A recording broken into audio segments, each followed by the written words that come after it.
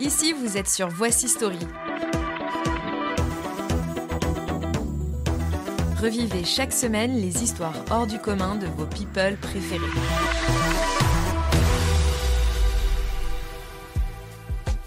Meghan Markle et Doria Ragland, un tandem royal.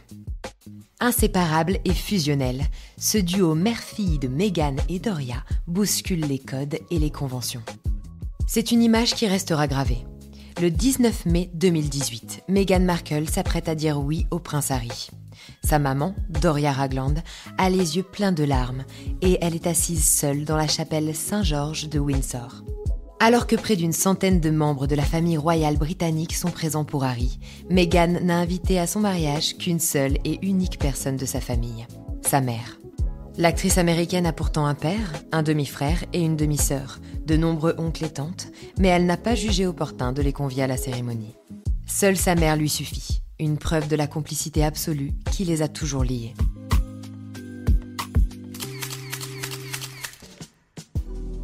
Pendant le divorce de ses parents, Meghan n'est âgée que de 6 ans. Les deux femmes développent alors une relation exclusive dans laquelle personne d'autre ne semble avoir de place. Bien sûr, le père de Meghan, Thomas, reste très présent. Mais c'est un papa joueur qui passe son temps à amuser sa fille et qui rigole quand elle fait des bêtises. Doria, elle, est sérieuse, rassurante et toujours maternante.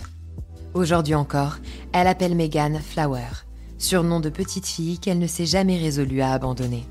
Plus important, elle montre la voie à sa fille, lui prouve qu'une femme peut être forte et indépendante. Un choix de vie qui impressionne encore Meghan. Ma mère a toujours été un esprit libre. Elle portait des dreadlocks et un piercing au nez. Elle a même couru le marathon de Los Angeles, raconte en souriant la duchesse de Sussex. Mais derrière cette force de caractère, Doria cache une fêlure.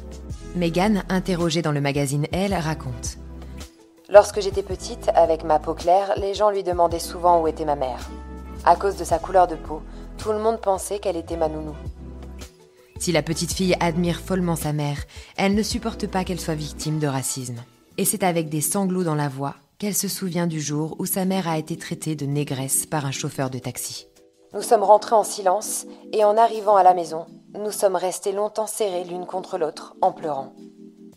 Entre la mère et la fille, c'est un moment charnière. Désormais, ce sera elle contre le reste du monde. Comme si la planète entière était hostile, comme si elles ne pouvaient être attachées que l'une à l'autre. Doria et Meghan semblent tenir à distance tous ceux qui veulent les approcher. La mère a peu d'amis et ne voit plus ses frères et sœurs.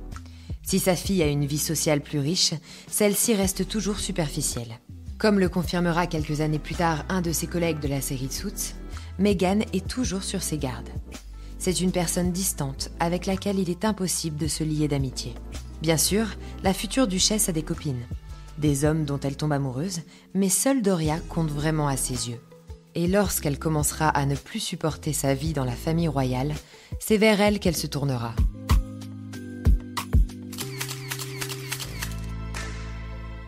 Courant 2019, alors que la lourdeur du protocole et la pression médiatique lui pèsent plus que jamais, Meghan, enceinte de son premier enfant, appelle sa mère à la rescousse. Heureuse d'être là pour la naissance du petit Archie, Doria est en revanche consternée par l'état de sa fille, totalement submergée par la folie de sa nouvelle vie à Londres. Elle ne supporte pas de voir Meghan dans ce désarroi, au point que beaucoup prétendent que c'est elle qui lui a soufflé l'idée de quitter l'Angleterre. Un témoin au Daily Mail raconte: Elle était très inquiète pour Meghan. Elle voulait absolument qu'elle fasse passer sa santé mentale et son bien-être en premier. Aussi, alors qu'elle passe les fêtes de Noël avec Meghan, Harry et Archie, dans leur demeure de Frogmore Cottage, elle aurait tout fait pour convaincre le couple de quitter la famille royale et de s'offrir un nouveau départ. Elle en était capable, confie un de ses anciens amis. Elle a l'air décontractée, mais ne vous y trompez pas. Elle a un mental d'acier. Il ne faut pas la sous-estimer. Le père de Meghan, Thomas Markle, est lui aussi persuadé que c'est son ex-femme qui a convaincu Meghan de quitter Londres.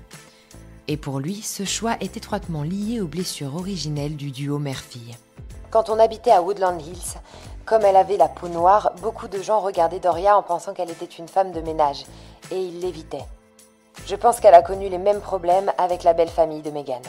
Fragilisées par les préjugés de certains Britanniques et par l'hostilité d'une partie de la presse, les deux femmes n'ont trouvé qu'une issue: se retrouver et faire corps.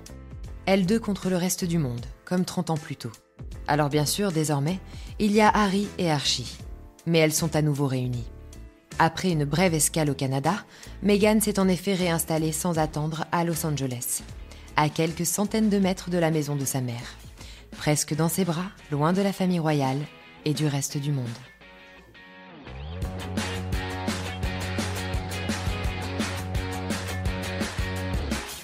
Merci d'avoir écouté la story de la semaine. N'oubliez pas de vous abonner à ce podcast sur la plateforme d'écoute de votre choix, Apple, Deezer, Spotify ou encore Castbox pour soutenir la rédaction.